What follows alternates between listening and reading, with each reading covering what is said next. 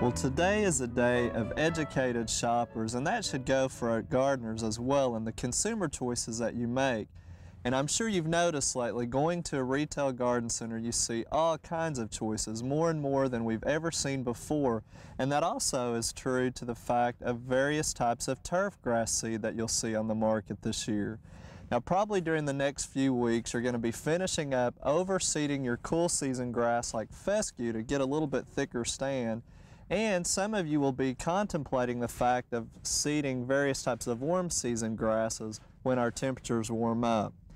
Well, before you do that, just like I always encourage you to read the label on pesticides, I want to give you some information today on how to read the label for purchasing turf seed, because I think you'll be surprised in some of the things you'll find. Now, first of all, and most importantly, buy only turf grass cultivars that are recommended for your area. And the way to go about that is to go to your local county extension unit or county extension office or to your retail garden center and get information about cultivars again for your specific area. Now, you also have to choose your site. If you're partial shade, there are some things that will do a little bit better versus full sun, and if it's heavy shade, you probably want to use a different alternative than grass altogether.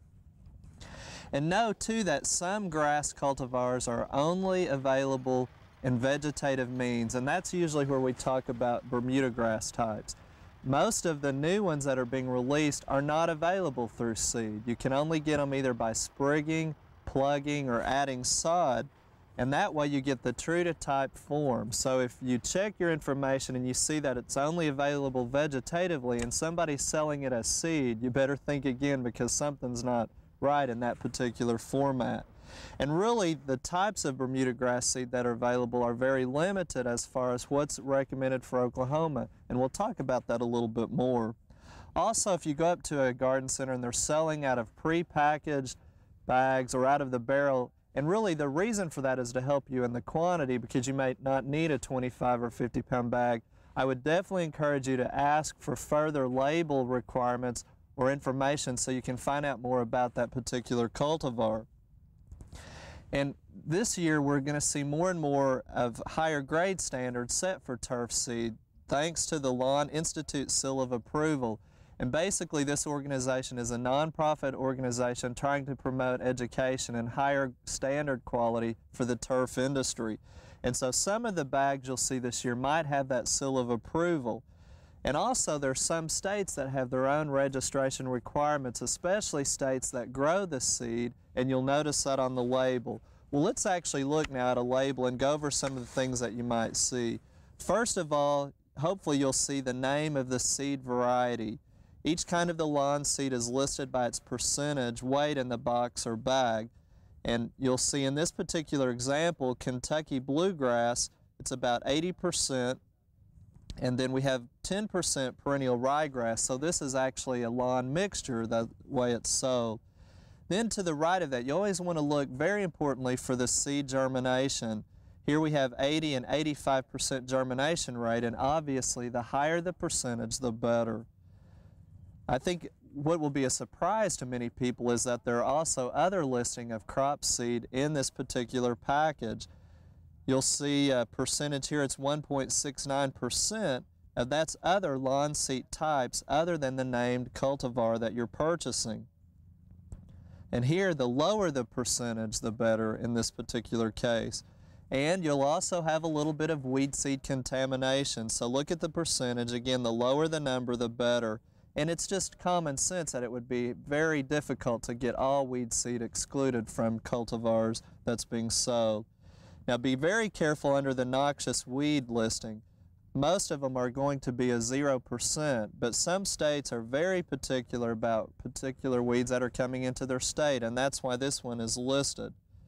Also, you'll find inert matter. This is any substance that's not capable of growth. It could be clay particles again, or broken seed that wasn't cleaned up. Anything maybe to add volume to the package.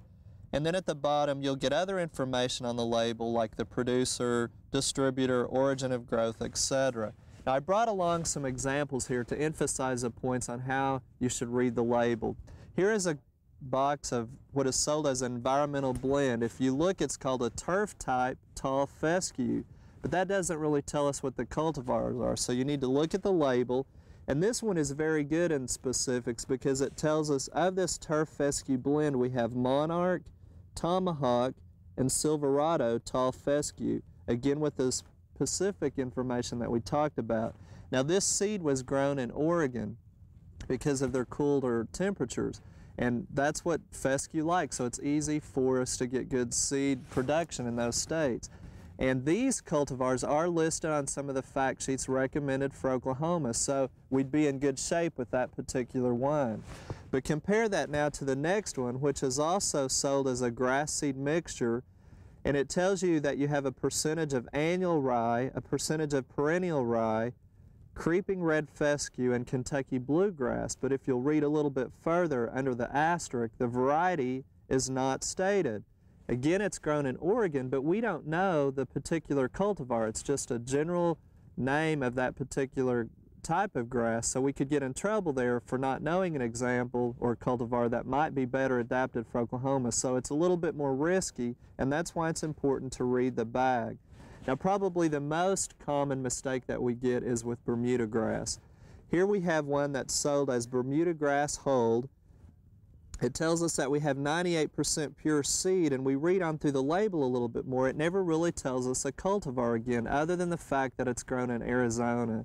Now, our turf specialist tells us that this is often referred to as Arizona common Bermuda grass.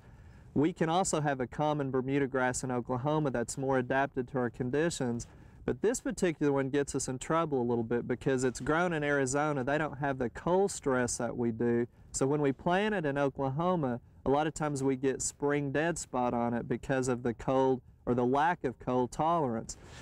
The next one is sold as an extra fancy Bermuda grass. Same thing, you see the percentage of hulled and unhulled Bermuda, but again, it never tells us a cultivar other than the fact that it's grown in Arizona.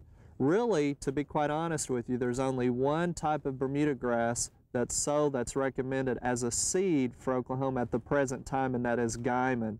So you want to look the label over. You can get common through vegetative, etc. too, but there's many, many more new improved varieties that are much better adapted for Oklahoma than some of the ones that are being sold, again, just because of our cold tolerance.